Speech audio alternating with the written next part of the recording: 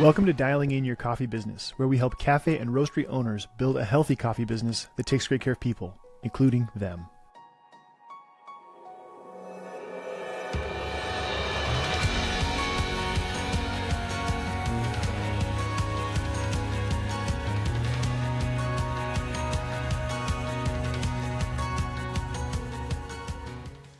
I'm Michael Ryan. I'm a certified business coach and consultant that helps cafe and roastery owners build a healthy coffee business that takes great care of people, including them. On today's episode, I'm joined by Maxwell Mooney, and we start our deep dive into the analogy of your coffee business as an airplane.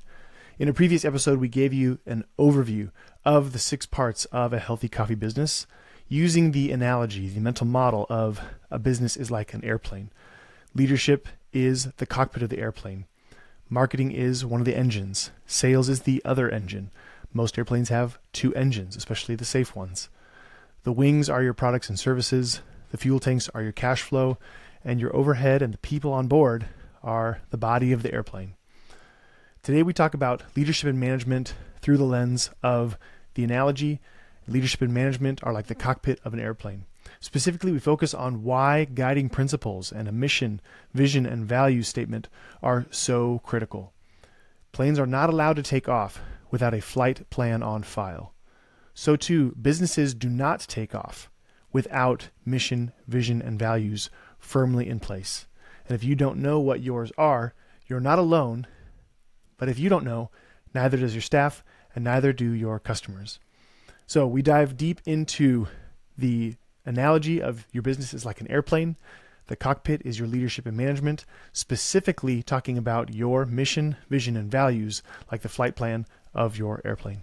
Before we begin, I'd like to mention that this podcast is an extension of our coaching and consulting. It's a part of our effort to make all of the tools necessary to build a healthy coffee business zero cost to everyone. In keeping with that theme, I'd like to thank one of today's sponsors. Today's episode is brought to you by our How to Grow a Cafe online course. If your coffee shop is already open, then you've learned that turning a profit, taking a paycheck, and taking a day off is a lot trickier than you might have expected. Or maybe you were told that none of those things would ever happen, so don't even try. Either way, this course is for you. No matter where you're at in the process, this course will remind you that it's possible to turn a profit, to take a paycheck, and to even take a day off. And more than that, this course will show you how. Owners often ask me if they're still going to get something out of this course because they've already been open for 5, 10, 15 plus years. And my answer is always the same.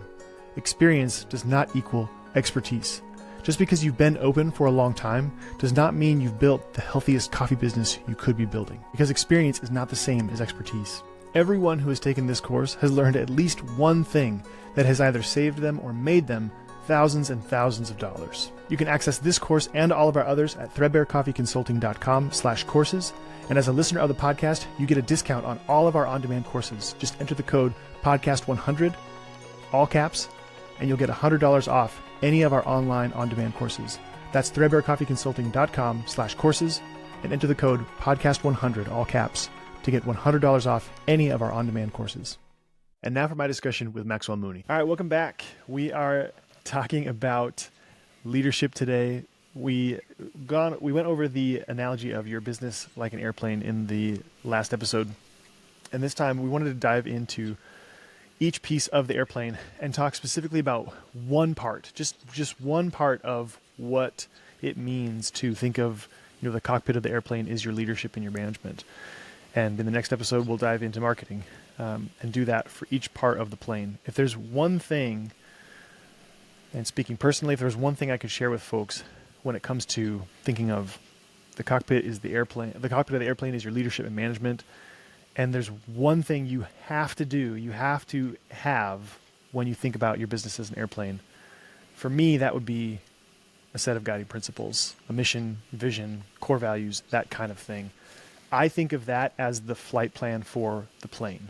And just like in an actual plane, they are not allowed to leave the ground without a flight plan on file. And I kind of wish we did the same thing with businesses. I kind of wish, in a sense, I'm not saying literally, but you could think of your coffee business as it's never going to leave the ground if you don't have a flight plan on file. And to me, that's your set of guiding principles, your mission, your vision, your values, your why, those kind of things. Maxwell, I have a sense of how critical this is from your perspective because I sent you a tentative curriculum for a how to start a cafe small group, and you responded back, you're missing the mission, vision, and values. So tell me why did you respond that way? Why is this so critical to somebody who wants to start a coffee business or somebody who already has one, but they skipped this part? Yeah, one thing I think is helpful is to let people know the timeline that you sent that to me on, because that came like probably a year and a half, 2 years ago, well before I ever like joined the team here. True story. So this is something that does really matter to me, you know, and not just because I think it's like I'm supposed to say it to make my boss happy or anything like that. It's more of like, this is really, really essential for businesses to understand, because it's like there's no reason for a plane to exist if it doesn't have a place to go. I love that. Right. And so when you don't spend time really articulating and understanding that, it's really hard to build a business that is compelling, is worthwhile. Like, you know, there are so many challenges that come for you if you don't deal with this. And it's like, for example, during, you know, the time when we were talking a lot about, like, there was a lot of difficulty in hiring people. You know, it's like, didn't really struggle with that as much. A little bit on the food side of things, but but hardly at all, you know, on the coffee side of things. I think largely because, you know, we had a business that people wanted to be at, they wanted to work at, they believed in the vision, they believed in the values, they believed in the experience that people would get. And it's like, I can't help you fix your hiring problem or, you know, these other issues that are stemming from your business, because they're actually, the real core of them is way, way at the beginning. And so it's like, you know, I try to encourage people all the time, and a lot of people think that it's just like woo-woo or like not meaningful to do this kind of work, but it is so essential, because it helps to set up the framework for every other thing that happens in your business. So, yes. It's super important to me. Yeah, I love that you clarified when I sent you that text and when you responded, because it is the kind of thing that a coach and a consultant would say. That you need to have these things. But you told me that you responded that way before coming on board. Yeah, as just a regular business operator. Right. Yeah. Which I loved. Yeah. I loved. To me, that was so meaningful and so powerful, which is why I still remember it.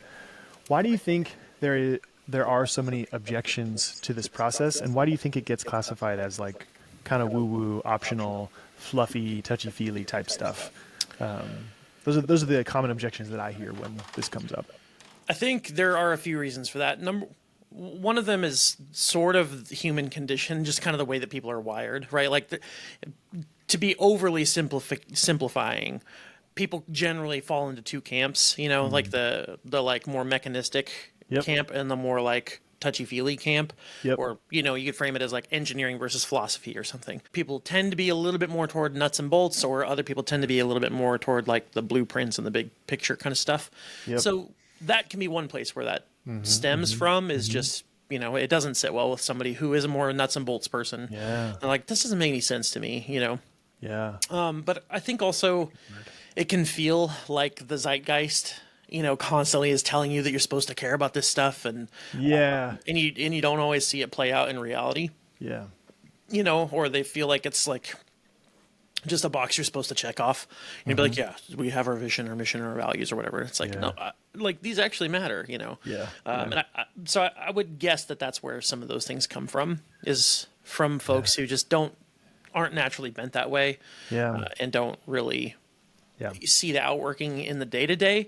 But in my experience, whenever I like actually get in the weeds with people and help connect the dots of like, this is where not doing that has really shown up in a negative way and impacted you, and where we need to address it. So, I guess that's what I would say, is it is very nuts and bolts, but you just don't always see how it connects until you're in the weeds. I love that. The engineer versus philosopher, Anthony Gregoric has a mind styles framework, and one of the factors that he looks at is a tendency towards abstract or concrete concepts. And I think mission, vision, values, guiding principles is easy to think of as abstract, which is part of the reason why I'm excited to dive into this today, because there are elements that are abstract, but there's concrete backing behind even the abstract parts, and then there's parts of it that are a little more concrete. And I think that it's pretty clearly compelling once it's laid out in a way that's a balance of abstract and concrete, a balance of philosophy and engineering, like you said, a balance of the soft concepts and the hard concepts. I think the other reason a lot of folks have trouble with this is painting with super broad brushstrokes. I think business books in general have done people a disservice with the way they talk about mission and vision and values. Yeah. They've made it so complex and so totally separate from the original meaning of, like, Totally. if you think about the original definition of just a mission, and we were just talking with people who are really into Dungeons and Dragons on a strategy call. And so in a game like that, there's a mission. Well, what does a mission have? It has a clear objective. It has a time frame.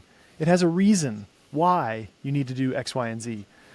And most business mission/vision statements, they seriously stink. And part of the reason is because they have nothing, they have no teeth to them. It's a bunch of business philosophy speak existing to add value to all the stakeholders. Yeah. What does that even mean? Yeah. But a lot of folks will just toss that out, thinking that a mission statement is not necessary. When I would say, personally, I would say, that's just a terrible mission statement. Totally. Don't toss it out. That's just an example of something that's terrible.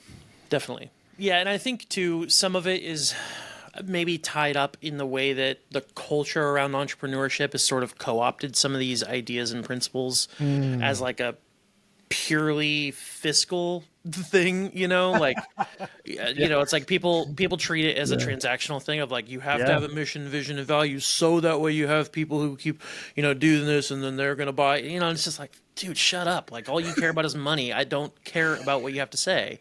But it's like, just because that person is a jerk and a moron, excuse me for having a strong opinion, but just because they're horrible doesn't mean that advice is not grounded in reality or doesn't have meaning, Yeah. So anyway, sometimes the zeitgeist gets that way and it's kind of annoying. Yeah. So I understand. Yeah, I hear that. I'm generally when we talk to folks, not always, but generally we're working with folks who they're not in it to make a bunch of money. And you've heard me say multiple times, and maybe I need to amend the way I say this, but speaking of having strong opinions, I'll usually tell them, like, if you're in this to make money, you're in the wrong industry. So let's not even talk about it from that direction, because usually that's not the kind of people we're talking to. The other thing I think, going back to objections, the other thing I see, and you hit this, and I want to hit it again, just even harder. People are coffee business owners. They're often not quite connecting the dots. They have the problem, they have the symptom, but they don't realize it's a mission, vision, values cause. Anytime I hear somebody say, we're having a really hard time finding good people, my next question is, show me your mission and your vision and your values. Oh, we don't have one. Okay, so you have a plane that's going nowhere and people won't get on it. That's so weird. No, it's not weird. People don't get on planes when they don't know where they're going. And that, I think there's many things like that where we would readily say, I'm having trouble hiring people, but we would not necessarily intuitively connect the dots back to that's a mission, vision, values problem. Often. Either you don't have one, or possibly. Either you don't have one, or it's not compelling enough to draw people. The destination's not exciting enough. People don't want to get on that plane. There's a framework that I have come to love, and it compiles a bunch of different elements of a good mission, vision, values type conversation, but it compiles it in a way that I've found really helpful. And I kind of want to use that framework as the way we explore this throughout the rest of the episode today. Because I mentioned it breaks it into two groups of three. And if you know anything about neuroscience and the way the brain works, we have a part of our brain. So there's long-term memory. Everybody knows that. There's short-term memory. Everybody knows that. But most people have never heard of working memory. Working memory is the part of our brain that we're using right here, right now. It's the part of our brain that allows us to remember how this sentence even started, so that by the end of it, you can make sense of what was just said. But working memory is unique because it has an extremely limited capacity. Initially, they thought it was something in the realm of 7 pieces of information. And there's even a book called 7 ± 2. That was the original theory. Now we know that the working memory can hold 2 to 3 pieces of information at one time. And so that's advantageous to know in a lot of ways, but it's exceptionally helpful because we're going to talk about mission, vision, values, and it has 6 components, but it's actually 2 groups of 3 components. There's the abstract components and the concrete components. The abstract components of the framework that I have found really helpful is number 1, the motto, number 2, the why, and number 3, the story. And then the concrete components are number 1, the critical actions, number 2, the key characteristics, and number 3, the actual goals, the tangible kind of end game of the guiding principles package. But each of those pieces can fit onto one sheet of paper or one poster, but they each carry a tremendous amount of value and weight. And Maxwell, with your permission, I'd like to start with the motto, actually. I'd like to take a brief moment and thank another one of today's sponsors. Today's episode is brought to you by our How to Grow a Cafe group coaching cohort. This 12-week cohort is led by Maxwell Mooney, and he meets weekly with the group to follow along with the 12 modules in our How to Grow a Cafe online course. But it is much more than that. When you join our group coaching program, you get access to our private owners-only Slack community, you get access to group call recordings, and you get a link to book one-on-one calls with us during your 12-week cohort. Sometimes you just need an outside perspective and a second set of eyes to figure out what the next best step is for your coffee business. You can watch the full trailer for this program at threadbarecoffeeconsulting.com/group-coaching. And be sure to enter the discount code podcast500 to get $500 off your group coaching cohort. That's threadbarecoffeeconsulting.com/group-coaching to watch the full trailer and enter the code podcast500, all caps, to get $500 off your group coaching cohort. If you have read Simon Sinek's book, Start With Why, you might think that that's where we should begin this conversation. But I have learned over the years that a lot of coffee companies actually already have, either written down or just culturally, they already have a motto. Mm-hmm. And they think that's their mission. And it's not. I was working with one company and they thought their mission was coffee people care. That is a motto. Mm-hmm. That's not a mission. And the reason you know if it's a mission or not is you should be able to use the analogy of the airplane and substitute in your whatever you think your mission is and ask yourself, would that work on an airplane? If I was the pilot of a plane and Maxwell, you were getting on board and you asked, where are we going? And I said, coffee people care. Totally. No, that's not a mission. And I think we get hung up here because it's actually a great mantra, motto. It's a great thing to like say because, and you can fill it with additional meaning, but it carries a certain amount of meaning by itself. But it doesn't answer the question, where are we going? And how long will it take? And why are we going there? It doesn't answer those key questions. Maxwell, have you ever worked somewhere that had a motto that was done well? They're unusual. I'm not going to say they're the norm, but I've learned that sometimes that's the one thing folks do have is like a mantra or a motto that everybody kind of says. I can't say I ever have necessarily, other than like, I'm loving it, which isn't really a motto. That's more of like a slogan. That's a slogan. Yeah. So no, I don't think I've ever worked with a place with a distinct motto, but I can think of a couple companies that do have that. Yeah. But yeah. One of the things that we say a lot for Threadbare Coffee Consulting is that a healthy coffee business takes great care of people. To me, that's our motto. It's not really our mission. That's not really quite explanatory of where we're going, although it dovetails into the mission. But I've come to say that one phrase probably more frequently than anything else because of the potential interpretation of when we talk about turning a profit, paying yourself a salary, taking a paycheck. Mm-hmm. The false dichotomy framework, people will bend that type of topic into something like, oh, I had somebody try to take a swipe at me on Instagram describing my business coaching as draconian. And that he's like, that doesn't fly in 2023. I was like, bro, good use of the word. But you're just so far off. It's not even funny because what we're talking about is building something that's healthy that can take great care of people. And that's part of the reason why that's become our motto. Yeah. I lead with motto partially because, as I mentioned, I have found that a lot of coffee companies have a motto and they think it's their mission. And I don't want to get rid of it. Sometimes it's actually really helpful. But having a different kind of bucket to put it in has been advantageous in these conversations. From there, though, going down that list of abstract things, the why behind it all is incredibly powerful. And Maxwell, in your presentation inside the small group coaching for how to start a cafe, you specifically recommended Simon Sinek's book, Start With Why. Mm.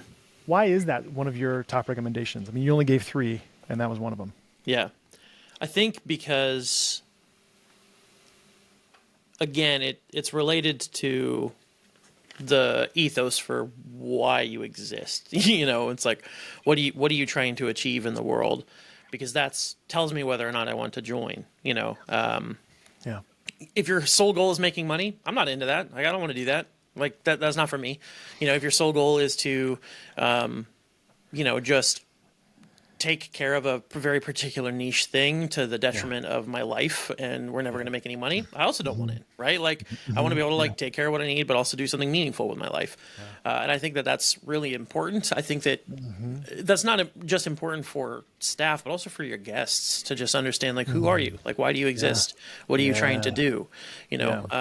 And I think that that's really essential for every kind of business, even if, the kind of business that you want to start is not the kind of business that inspires me. It's going to inspire others, right? Yeah. And so I think it's super important to really understand why you're doing what you're doing. Yeah. Yeah. Especially, owning a business is pretty tough. It's not the easiest thing that people do. I know, it's crazy. And I think that sometimes it's really easy to let when the wind's kind of out of your sails and you're always coming back to, like, man, why am I doing this? Literally, if the answer doesn't re-inspire you and doesn't, like, light you back up again, it's probably not enough, Yeah. But I think something that's really real, and if you actually spend time, like, not just starting with here's a why, but, like, actually the why, like, why am I doing this for real? Yeah. And you kind of go, there's an exercise that you've done called 7 layers deep or 7 levels deep, where you keep asking the why and you try to get down to the most essential reason for why you're doing a thing. I think if you really understand that and you let that motivate you well, it can really carry you through a lot of difficulty and adversity and build a lot of resilience in you, which is essential. Yeah, 100% agree. I will often say that if it doesn't give you chills, give you goosebumps, or bring a tear to your eye, then you need to keep going. You need to keep digging. Now, if you're not a crier, I am. But if you're not, then look for the goosebumps or the chills down your spine. But what you said is so helpful. I don't think people realize hard things about running a business, hard times running a coffee business. Those are inevitable. I don't think that's pessimistic. I think that's a helpful, like, reckoning with, like, hey, there's going to be conflict, there's going to be challenges. Yeah. And what is going to keep you going? When I think about our why, part of, the ability to finish that sentence, our business must exist because why. When I think of our why and our desire to build healthy coffee businesses that take great care of people, for me, it's even more than that. It's because I believe that when the coffee business owners are flourishing, then and only then can we build an entire coffee industry where everyone is flourishing. I don't think it can happen before then. Now, I could be wrong, but that why alone is going to draw people who are like-minded in that respect. Like, yeah, I do think that makes sense. That, yes, I want the whole coffee industry to flourish, barista to producer to everybody in between. But if we don't have owners who are flourishing and building healthy coffee businesses that take great care of people, I don't think we're ever going to have that. That to me is incredibly exciting. I ran across a study a couple of years ago, and this is in Vanessa Van Edwards' book, Captivating, I think, or Captivate. She cited a study that basically illustrated the power of why in scientific, statistical analysis. Which I think is helpful because we're still in the realm of abstract. It can be helpful to understand that these things have concrete underpinnings. They found in one study that just by stating a reason, and this was any reason, sometimes the reason was nonsense, but just by stating a reason why, engagement went from 64% to 93%. People went basically from, like, only 2/3 giving a crap to basically everybody on board, ready to go. And it didn't actually matter if it was a good reason or a bad reason. Imagine though, 93% will get you'll get 93% with not a very good why. If you go 7 levels deep and get a really, really good why, I think you can reasonably expect to get something closer to 98, 99% of people on board, because it's not just for your existing staff. It's also a sort of a filter for future staff. Mm-hmm. You will tend to get more and more people who are like-minded. Yeah. And same thing you mentioned, sharing that with your customers. I sometimes find it helpful to think in terms of your mission stated inwardly, or your why stated inwardly to your staff and to yourself is part of your mission. Your why stated outwardly to your customers is more of your marketing. And it does double duty, and it makes marketing seem less counterintuitive and less like of a combative relationship, because it's really just my reason why stated inward or stated outward. Yeah, so are you saying that you should have 2 different reasons why, or are you saying that the same reason why will function in 2 different ways? Yep, exactly that. Second one. Yeah. Yeah, when you know why your company exists, if you say that to the people who work for you, then it's part of your guiding principles, your mission. And taking that same why but sharing it outwardly is, I would say, one of the foundations for good marketing that is truth-telling. Yep. You're not making up a different mission for explanation purposes for the outside world. You're restating the exact same mission. When a person says the same thing inwardly as they do outwardly, that would be a version of integrity. The last abstract element is the story. And as somebody who owned and operated and founded a company called Narrative Coffee, I gotta imagine that you're at least a little bit okay with using storytelling as a compelling way of communication. Could be wrong. No, not at all. Never believed in story even once. Total BS. Yeah. When I think of story, there's again, to kind of bring it out of the realm of abstract and into the realm of concrete. And Maxwell, I know I've shared this with you, but there's another body of research on what happens to the brain waves of a storyteller and a listener who's listening to the story. What I find fascinating is that a form of neural coupling takes place when a good story is being told. Emphasis on good, right? If it's a terrible story, then minds wander. But a good story, a compelling story, an exciting, compelling narrative will actually create neural coupling, where the brain waves of the storyteller and the brain waves of the listener will actually sync up, and we can see this. Mm-hmm. We can see this coupling in fMRI machines and scans. I find that to be incredibly powerful. But Maxwell, why narrative? Why story? What's the backstory for you on? I mean, you literally made it your company name, and I know you to be an incredibly thoughtful person, so I know you didn't do that just because it sounded cool.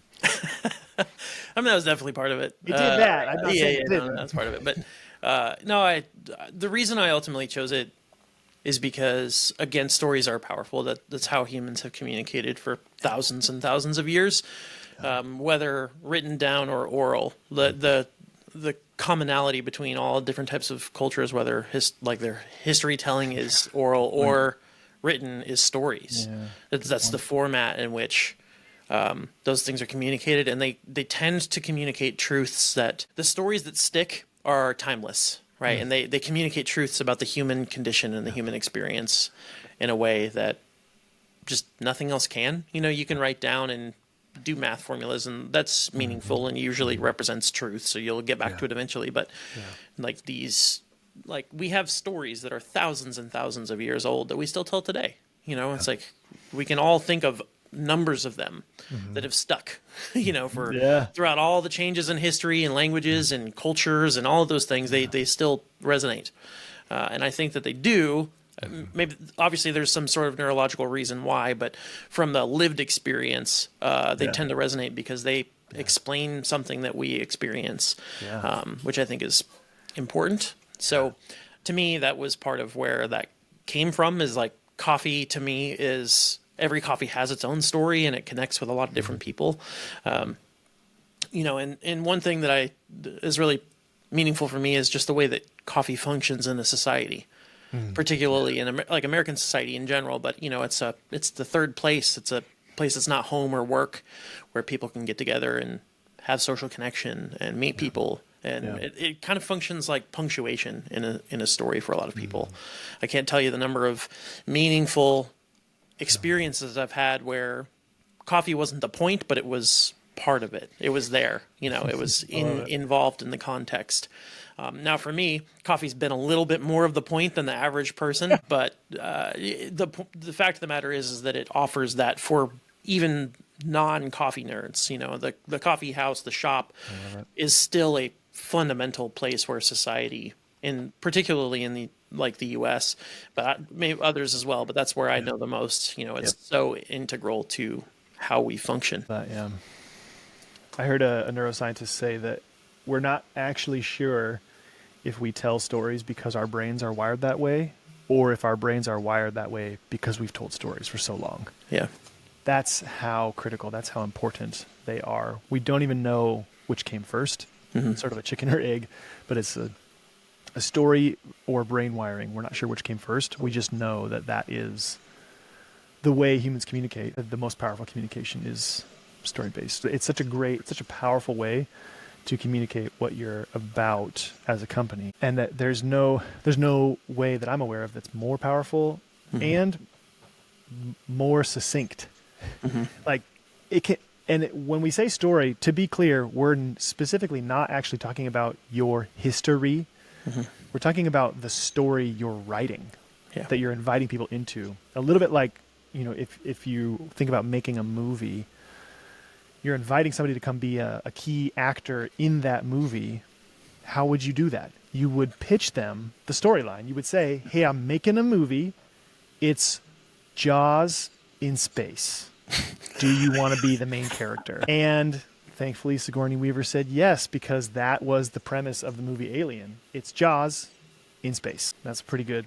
But if one of my favorite exercises to task folks who have Netflix or Amazon Prime is go look at the story synopsis of any movie, and you'll see how good you can get at summarizing a story in a way that makes you desperately want to watch the movie. The lead line, log lines on Netflix and Amazon Prime are so good. Don't waste your whole life watching all of those movies, because you can do that. But those writers have gotten so good at making it really clear what the story is about and making you really, really want to watch it, which I think is super powerful. I'd like to take a brief moment and thank another one of today's sponsors. Today's episode is brought to you by our one-on-one coaching program. Whether you're in the startup process or you've already opened up your cafe and roastery, our one-on-one coaching program is for people who are ready for a personalized touch and a proven process to follow. This 12-month program takes you through 3 major phases, where we make sure you as the owner are flourishing, we make sure the business is flourishing, and finally we make sure the staff is flourishing. Not because staff is least important, but because this is the only process that actually works. When you join one-on-one coaching, you get access to all of our group coaching materials, including recordings and the private Slack community. In addition to that, you get a standing one-on-one meeting with us, where we walk you through how to ensure that you are flourishing as the owner, how to ensure your business is flourishing, and of course, how to ensure your staff is flourishing.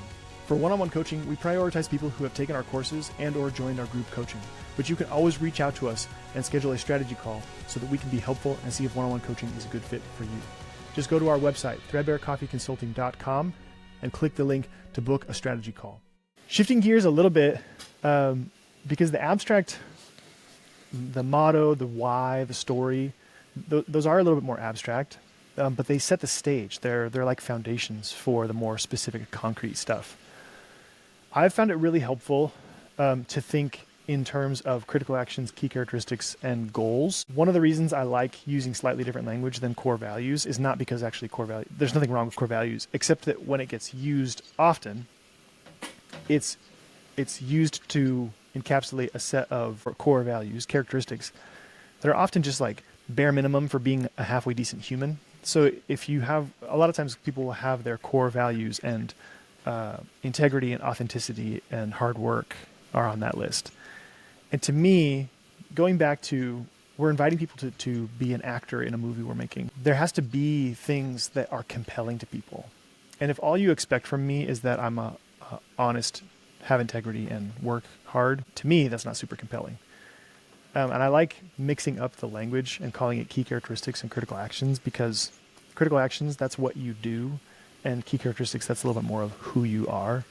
And we're not looking for honesty and integrity and hard work. We're looking for things that are specific to this particular company, this particular endeavor. Again, going back to like you're making a movie. Are you looking for just a person, or are you looking for a specific type of person to fill the lead role? You're looking for a specific type of person, and nobody would fault you for that, because you're trying to embody something specific. You're trying to tell a particular story. You have a particular reason for existence. Critical actions is the first and is very concrete, because it's the things that we expect people to actually do on a semi-regular basis, maybe even daily, that defines success. And going back to something I said earlier, the working memory can only hold 3 things maximum. So we're talking about like 3 actions that people need to execute on a regular basis. That is the definition of success at your particular company. In a cafe setting, that might be something like making eye contact and greeting people. How critical is that to the guest experience? Maxwell, when you were running narrative, were there certain actions, and it could be a phrase that they say or a particular action you expected your staff to execute? Because I know you had your POS basically facing the front door. So like if somebody was there, within a few seconds, they would notice when a person walked in. What were the expectations in terms of actions you expected? And if you had pulled somebody aside and said, hey, you're not doing X, Y, and Z, they would have been like, oh, you're right. I knew that was an expectation. This is not like news to me. Great question. Did you watch my Instagram post today? No. This is literally what I talked about. I haven't logged in yet. Thanks for the tee up. So, yeah, I do. There is a thing. I always expected our staff to welcome someone when they came in, to say hello, and to say goodbye as they were leaving. And that's like a whole team expectation. Like everyone is involved in that. So, it's not, we don't need every single person saying hello, hello, hello. Like, that would be horrible. Yeah. Was it a big chorus of goodbyes? Yes, exactly. Yeah. No chorus. Although maybe it depends on the person. But chorus as in multiple people, not chorus as in singing. Yeah, exactly. No, yeah, exactly. Just one person, hopefully, or maybe 2. But like the big goal is to make sure that someone knows, like that they know that they're seen, right? Yeah. They're like welcomed into a space of like, hey, how's it going? Even if there's a line out the door, right? Like it's a dual, like it's a role for everybody. And a lot of times like a host is actively speaking to someone, and so they can't be the person to welcome someone who comes in the door because they're actively speaking to someone. So the barista should be heads up, like looking around like, oh, hey, welcome in. Like, it's just a thing to say like, hey, I see you. Like, I'm not going to help you right now. Like, obviously there's a line, but I see you. Hello, welcome. Like, it's good to see you. And so that's a really essential thing, because you don't want to walk into a space and feel like you're like a bother. And that happens a lot of times. Like, man, I can't tell you the number of times I'll go in and I'll sit in a place and I'll stand there and nobody says a word to me until I like step up to this, I've crossed the invisible barrier to where I'm right in front of the register now. It's like, ugh, gross. I hate that. I want people to feel welcomed in. It's also why I didn't do overhead menus at Narrative, because to really send this home. The reason why is because hospitality was paramount for us, and I wanted people to feel welcomed. And by putting up a menu, I'm sending an environmental cue that says, like, this is our offerings. Don't approach me until you know what you want. And I want our relationship and our interactions to be a lot more convivial. I want to help you process and try to figure out, because we're doing things a little bit different here. And even if I have this thing up here that says this, it might not be what you're used to, but I'm going to try to help, like, thread the needle on the right place to take care of you with, right? And so, like, you can call it key characteristics, whatever you want to call it. I'm not like I operate on value. Like I set them up as values. That's how we used them. But that influenced the decisions that we were making of like just how we set things up. So that's a really clear, easy example of one where everybody knows the expectation. It's like, hey, we welcome and say goodbye to people, and we're not perfect. It's like, I'm sure you could go in on any given day. Yeah, people are talking and communicating or something, and someone slips through the cracks. But the broad overall, like, regular thing should be that people are welcomed and said goodbye to. Yeah, and I do recall from your value statement that hospitality is paramount. I remember that. And I think that's a really powerful expression of that. Speaking as somebody who skews towards the more introverted side of things. I had to wrestle with this a little bit when we were in Seattle, both working for Cafe Lodger. There was a mid shift where, at our store anyway, where I was actually the only person on bar for a little bit. And I remember I kind of had to, this is going to sound insensitive, but I was saying it to myself. So hopefully nobody, I'm not trying to be insensitive to anybody else. I had to get over myself. Mm-hmm. Being pretty introverted, maybe not the most introverted person on the planet, but definitely that end of the spectrum. I found it very difficult to welcome people on a regular basis, but being by myself on bar just kind of eliminated all the like ifs, ands, and buts about it. And I was just like, oh, this doesn't work unless I like lean in and engage this. What would you say to somebody who errs on the side of introverted? I'm guessing as a business owner, you hired one or two introverts or people who weren't naturally expressive. But how did you explain to them kind of the expectations in a way that made sense to them? I kind of figured it out on accident. Yeah. But, how did you communicate that to people? Well, there's a few things. So one, I've hired a lot of introverts, actually, like a lot. And some of my best baristas, many of my best baristas have been introverts. Yeah. I can think of at least 5 off the top of my hand right now that just come to mind of like who really killed it, not only as good at pouring latte art or making coffee, but like actually at serving people. Yeah. And I think that that's because, again, the values set up from the beginning, the expectation, like, hey, this is what we're looking for. Yeah. And if this style of hospitality doesn't work for you, this probably wouldn't be a good natural fit for you. Totally. But I still found a lot of people who had a natural sense of hospitality and welcoming to people, even if they weren't like happy-go-lucky, super bubbly. And one thing that I would encourage people to remember is like, we're part of a team because you can reach people better than like certain people better than I can. Yep. Right. Because like none of us are doing this alone. And it's like, there are people who want someone quiet and like easygoing to welcome them in and like make them feel calm and at peace, and it's like, you're going to serve those people super well. Yeah. But I can't say, as I'm not an introvert, so I can't say what's going through their minds, so it's like that, you might be better at that. And maybe some of them have said like, I have to get over myself. But what I have noticed is that the people who I've hired who are introverts are still authentically them, but sometimes they have a different way of expressing it in the context of the cafe. Yeah. And I can think of a couple of people who, like staff that I know that we would go out to coffee events together, and seeing them in a group of people was a really different experience than seeing them behind the bar, because they took ownership over the bar and they were able to treat it as if they owned the space and welcomed people in, and like it was like welcoming them into their home. Because from what I understand about introverts is like they like connection. They just generally prefer to do it in kind of a one-on-one situation versus like a large group. And so they all would do that. They would just make every single person feel like they were the only person in the room. And so it reflected their particular style really well, but also reflected the business's values of hospitality really well. So. I love that. That's really cool, especially coming from your experience perspective.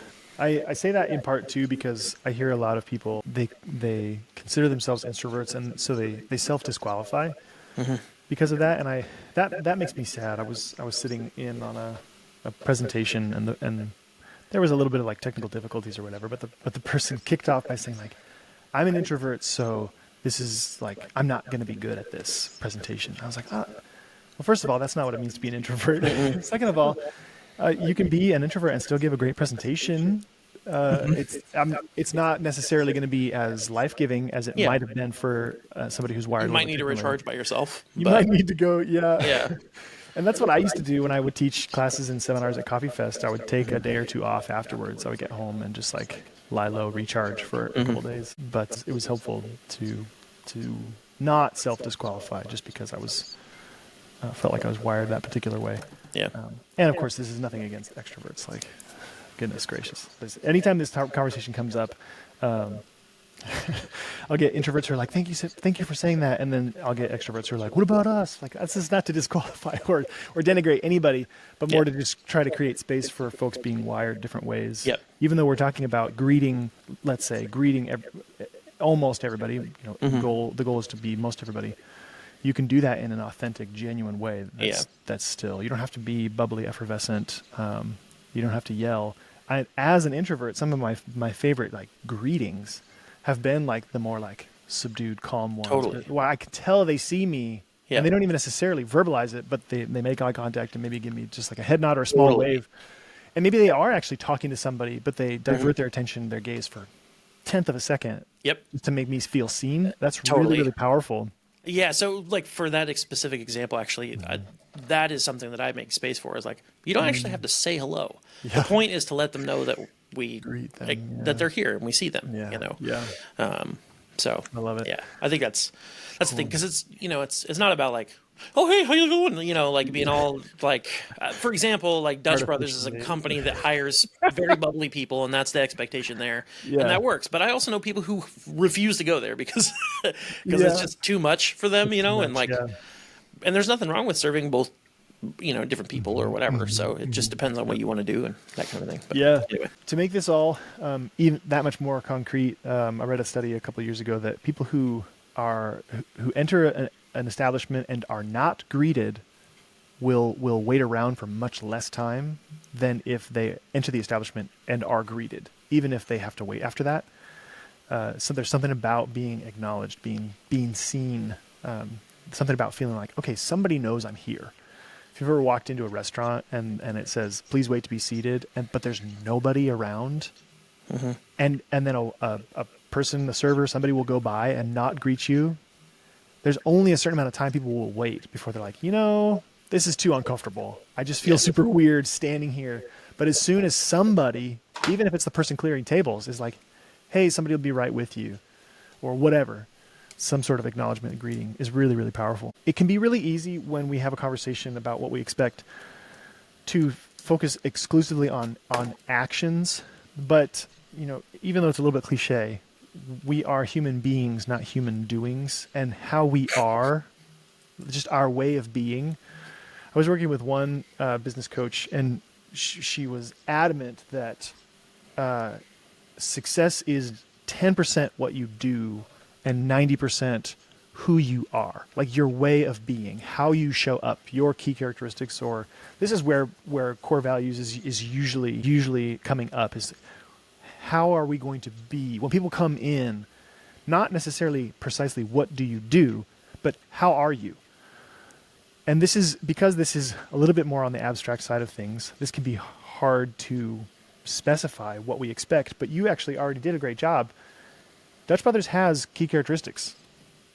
Bubbly, upbeat, those kind of things are what they expect of their people. It's not so much what they are doing, it's how they are doing it. And if you read anything about communication, you know that it's like a tiny percent of it is the literal words you say, and the majority of it is how you say it. Nonverbal cues, intonation, that kind of stuff. Yeah.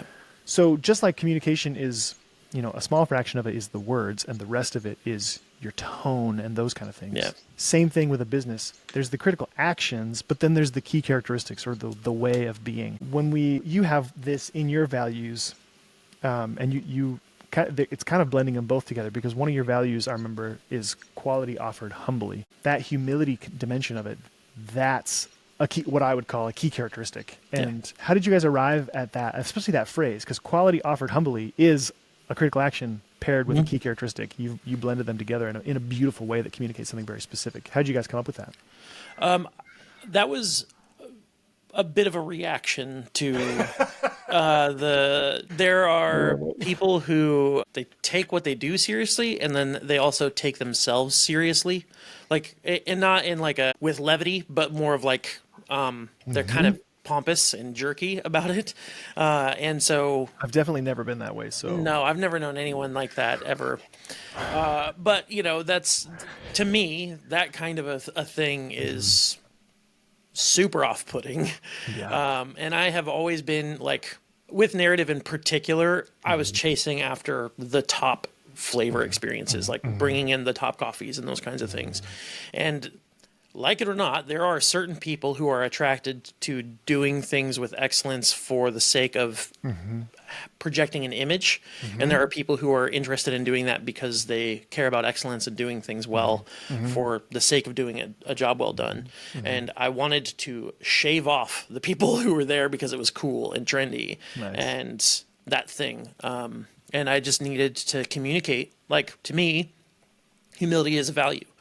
You know, like, not thinking of yourself more highly than you ought to is kind of essential to, you know, it's like, hey, yeah, like, these coffees are really cool and I really love doing this, but I am still just a regular human being, you know. It's like, I want to show up to you as a regular human, you know, and so to me that was essential because I didn't want us to be the pompous, stuffy place where people felt like they weren't cool enough to be, particularly because of my background, like the number of places that I would walk into, like, you know, I come from a really poor family, and I knew that I wanted narrative to have a slightly higher end feel to it, which is not my normal thing, but that's what I wanted to do that for the coffees that we were showing and just to be consistent, but I didn't want people to feel like they couldn't be there.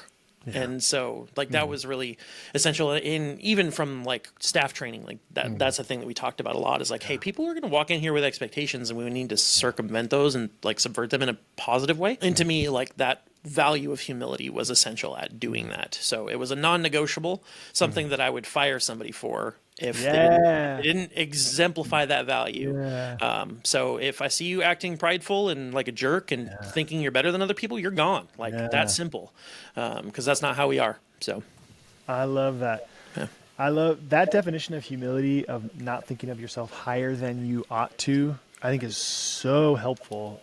Way too often humility, I think, is misconstrued as thinking of yourself as lowly as possible. Yeah, or not thinking of yourself ever. Or not thinking of yourself, to the point of not even taking care of basic human needs that all humans have, which is detrimental to on multiple levels. But that phrase... I didn't come up with it. Just no, I know. No taking credit for that one. That one's old. Phrase, wink, wink. That ancient saying, it rolls around in my brain a lot as one of the best definitions of humility.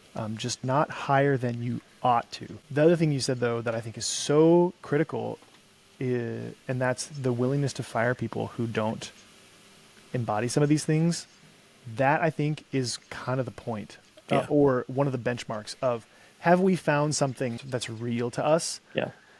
If you would hire somebody because you see it and fire them if you don't see it, then I would say you're pretty darn close. Yep.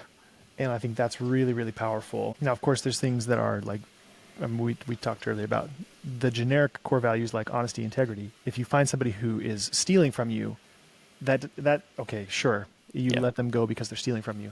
That's not really what I'm talking about. We're looking for something that's one level up from that. Yes, we would all probably let somebody go who was stealing from us. But having the guts to say, hey, quality offered humbly, and if we don't see that, we would be willing to let somebody go. That's incredibly powerful. Super, super cool. The last section of this is the one that I feel like really is divisive to people, because people who bend towards the abstract stuff, you know, so far they've been like, yeah, the why, the story, I love it, the motto. And then I say, we need some goals. And they shut down. And this has been the majority of my experience. Now, then there's other folks who are like, I don't want to write a story that's too touchy-feely. I don't want to come up with a why that's too abstract. But they're fine with the goals part of it. So folks are going to feel differently about this dimension of it. But I think we've got 3 elements that are pretty abstract and 3 elements that are pretty concrete. And one of those concrete elements is the goals. And I've heard every objection you could possibly imagine hundreds of times, especially because some of these goals need to be financial. Or I would say the best goals, some of them are financial goals. And then immediately somebody says, hey, whoa, I don't want to be in it. I'm not in it for the money. And this is why I often say, like, I know if you are, you're in the wrong industry to begin with. That's one of the reasons why I say that, because I know that you're not in it for the money. Especially if you don't like the idea of setting financial goals. You've just told me you're probably not somebody who's in it for the money. But we still need these. And explaining it to people in a way that makes sense, this is probably one of the hardest dimensions of coming up with any sort of guiding principles. Again, the best way I know how to explain it, and then Maxwell, I'd love to hear your thoughts, but again, going back to the plane analogy, when you get on board a plane, you already know where it's going. You already know how long it's going to take. And yet, one of the first things the pilot says is, hey, welcome aboard, flight such and such, headed to such and such a place, flight time about this much. We don't do well. Human beings do not do well when we exist inside of unbound time frames. Neurobiologically, we freak out. So when we talk about setting specific, measurable, actionable, relevant, time-bound goals, SMART goals, I really think it's important to anchor this around fulfilling a human need, and to bring it full circle, building a healthy business that takes great care of people. Mm-hmm. Taking great care of people, part of it is telling them where you're going, how long it's going to take, why you're going there, those kind of things. But I know you're somebody who's a little bit more open to the idea of having goals at all. How do you reckon with this? And when folks kind of push back, if you've ever had that experience, how do you explain to them why this is so necessary? I think in the same way that integrity is doing internally or externally the same things that happen internally, goals are the integrity of a business in a lot of ways. Because a value or a philosophy is only as good as it is usable, and it's really easy to come up with all sorts of ideas and things that just can't work. It's like, I use this example a lot with my kids, or sometimes with staff when people, are like asking for a lot of stuff, it's like, that sounds awesome. I would love that. Like, it's the same thing as my 3-year-old asking me for a Lamborghini for Christmas. Like, not possible, right? But goals are a really helpful way of breaking down bigger things into piecemeal chunks and figuring out the how to do it. And so to me, like, I want to see the world thriving, and I want to see people flourishing.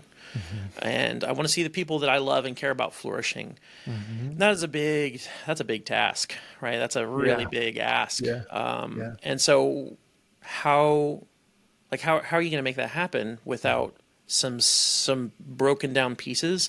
And to me, goals are they're like mileposts, really.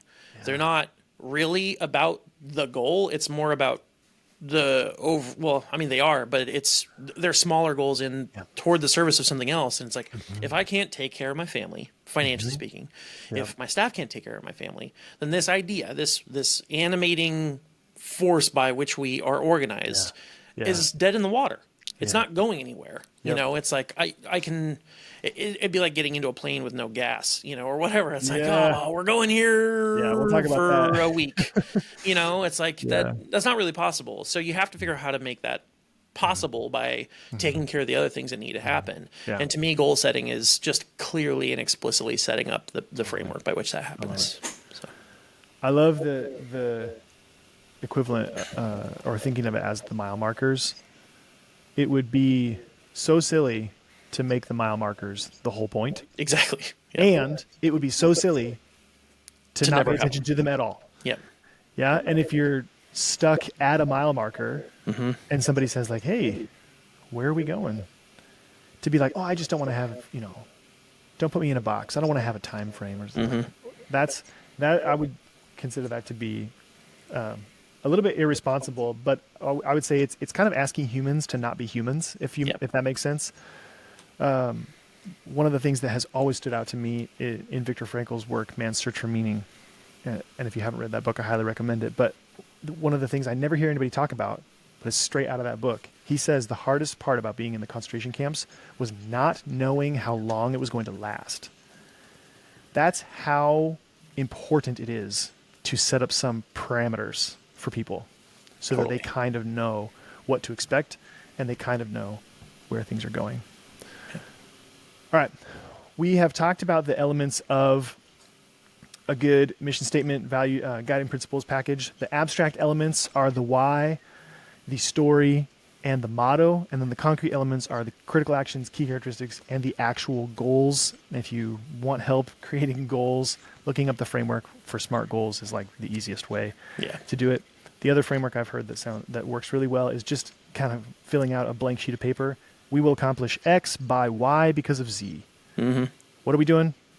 By when? And why are we doing it? Yeah. A more succinct formula would be hard to find. All right. Thanks, Maxwell, for being here. I love talking about mission, vision, values, guiding principles, that kind of stuff. And until next time. Cheers.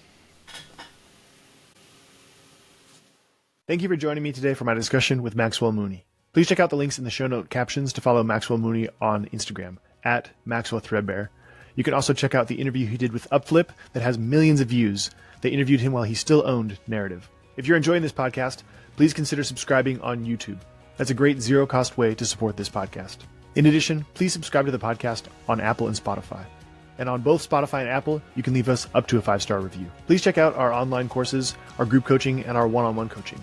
That's the absolute best way to support this podcast. If you have any questions or topics you'd like us to cover or guests you'd like us to invite, please leave those in the comments section on YouTube. If you're not already following us on social media, we are at Threadbare Coffee Consulting on Instagram, and that's really the only platform we're active on. That's where I regularly post bite-sized thoughts on what it will take you, the owner, to build a healthy coffee business that takes great care of people, including you. The content we post on Instagram overlaps with the podcast, but it's generally distinct from anything we cover on this podcast. If you haven't already visited our website, we have a myriad of free tools and trainings for coffee shop and coffee roastery owners. Everything from calculating your cost of goods sold for both a cafe and a roastery, which is completely different, pricing, which again for a cafe and roastery is completely different, managing labor percentage in a way that takes great care of people, etc., etc. All of those tools and trainings are available at our website, threadbarecoffeeconsulting.com. Thank you so much for joining us for today's episode. And last but not least, thank you for your interest in building a healthy coffee business that takes great care of people, including you.